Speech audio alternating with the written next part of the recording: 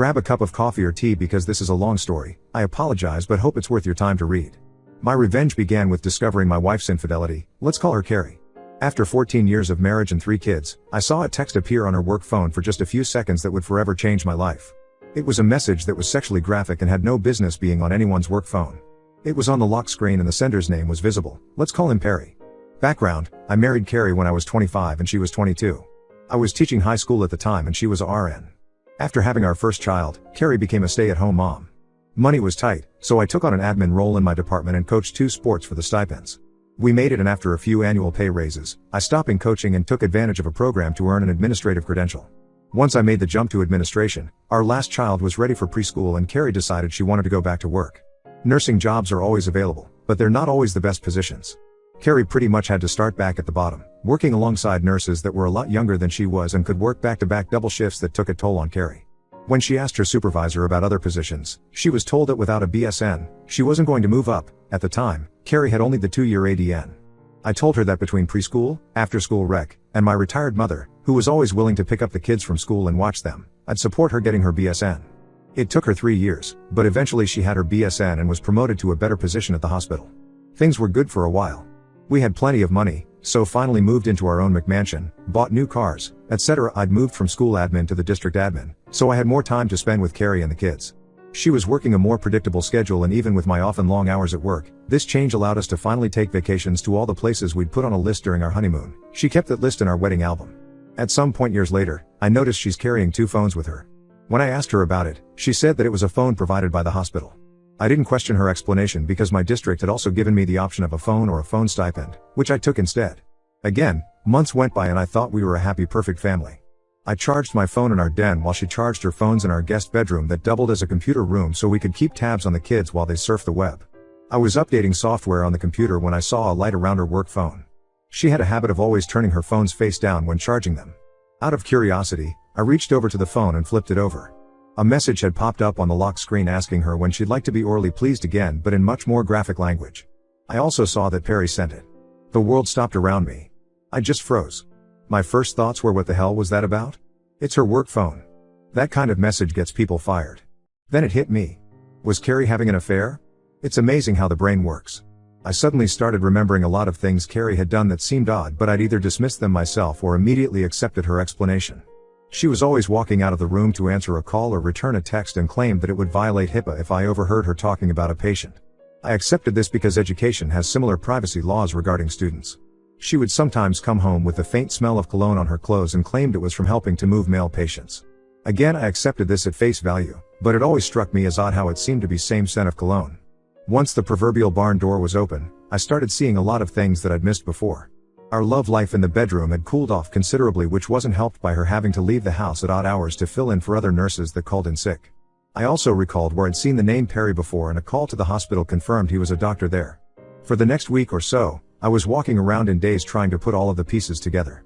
One of our kids had left a book in Carrie's car, so it was an excuse to visit the hospital. Carrie had told me personal visits were frowned upon. My kid went up to get Carrie's car key. I'd forgotten my key to her car at home. I talked to a nurse in the lobby and joked about how work phones seem like a blessing, but all they do is put you on call 24 hours a day. This led to her eventually telling me that the hospital was too cheap to give cell phone to nurses, so only high-level executives got them, which didn't include Carrie. With pretty much everything confirmed, I took some personal time off the next day to talk to a divorce lawyer. The news she gave me was horrible. We lived in a community property state with no-fault divorce. I made more money than Carrie, she'd been the primary caretaker of the kids, and we'd been married for more than 10 years. Basically, if I filed for divorce, I'd be screwed.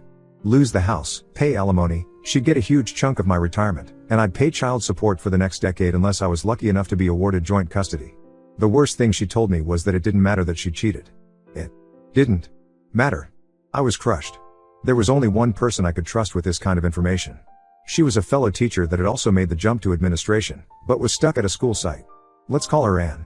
Anne had been married at 19, but her marriage was annulled when he got some other woman pregnant. Since then, she'd focused on her career, and we'd found we were kindred spirits in a lot of ways regarding K-12 education. I talked to Anne. She said something to me that changed my whole mindset. If you don't like the hand you're dealt, change the deck.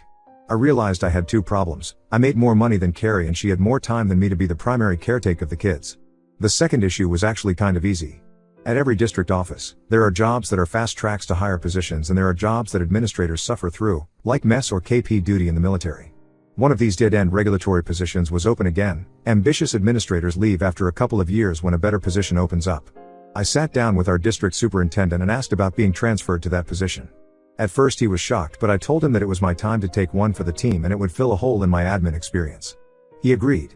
It was really just crunching numbers with no personnel or student interaction, so I could set my schedule, even take a laptop home and work there. With my new free time, I began taking the kids to school, picking them up from school, not leaving them in after-school rec or having my mother watch them, and taking them home. I'd help them with their homework, make dinner, etc. while the end goal was to become their primary caretaker. I can't explain how much I really enjoyed taking a more active role in their day-to-day lives.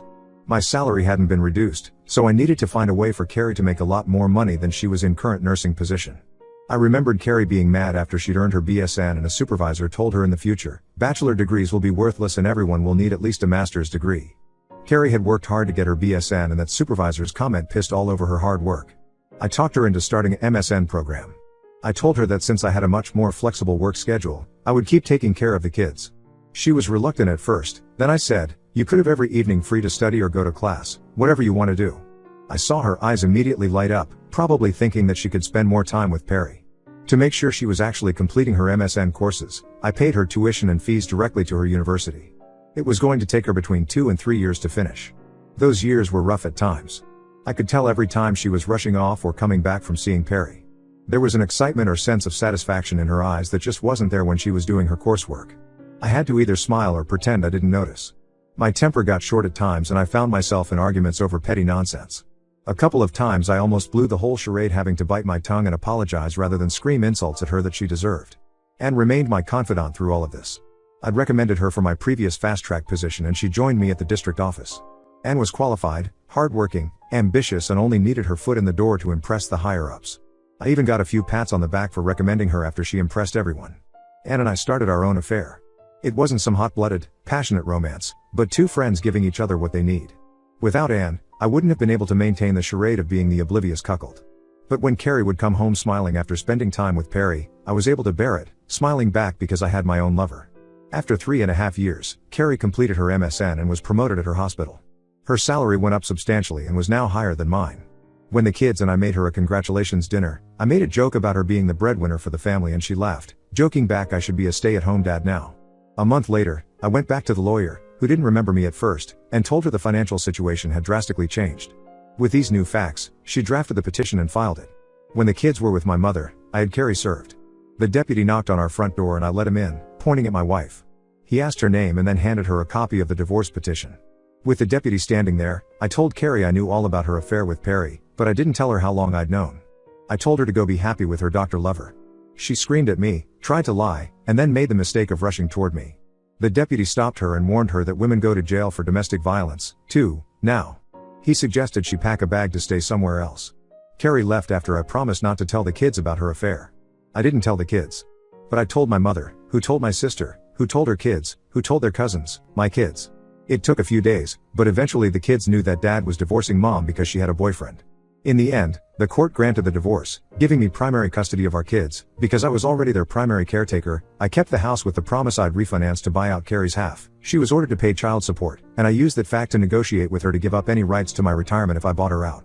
I was able to refinance my home. It was the era when banks threw money at everyone to buy or refinance a mortgage, and with a little money borrowed from my parents, I bought our Carrie's community property interest in the home and in my retirement. The day she signed all the paperwork with my lawyer finally ending any possible financial obligations to her was the happiest I'd been. I felt like I could finally breathe.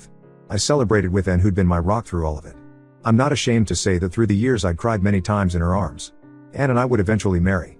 She got promoted to a higher position and I was convinced to take back my previous position at the district when my youngest child reached high school. Carrie and I got along well after the divorce. We took the kids to family therapy and worked out this co-parenting thing. For the few months, she took a beating from the kids about why she needed a boyfriend when daddy was there all along. Between the kids and the therapist raking her over the coals, I didn't have to say anything at all. Carrie missed a lot of time with the kids because of her now legitimately busy work schedule, and I actually felt bad that my kids were missing time with their mother, so encouraged them to talk to her on the phone instead. When Carrie found out that I'd proposed to Anne, she congratulated me. I told her it's okay for her to marry Perry, too. She got sad. She told me that Perry had started seeing another woman, a younger nurse at the hospital, because with her new position, she didn't have time for him, and when they did get together, she wasn't fun anymore. My ex-wife, the woman who'd cheated on me and destroyed our marriage, was looking to me for sympathy. I had none to give. What I had was years of anger and frustration. Years of knowing some other man was sleeping with my wife. I'd lost weight from not being able to eat, I'd suffered hypertension and had to confide in my doctor why it wasn't the stress of my job. I had to listen to my dentist complain about how I was grinding and listening to him tell me I'd need dental implants if it kept up. There were times when I had to be intimate with Carrie to keep up the charade, fortunately and frequently, only to lie that I wanted to use condoms to remind us how we used to have sex when we were dating, or because I might have a bladder infection, then go take a STD test anyway and wait for the results before seeing Ann again. But in the end, it was all worth it. Sure, Carrie got a big payout when I bought her out of the house in my retirement, which she was trickling back to me through child support, but she lost everything else. Her kids only saw her every other weekend and spent a couple of holidays with her. Perry dumped her, and he was no great catch anyway, since he was twice divorced with 5 kids and paying alimony and child support through the nose. I kept my kids, my house, my income, my retirement. I got Ann, and I am genuinely happy, all in a community property state with no fault divorce. If that's not pro-revenge, then I don't know what is.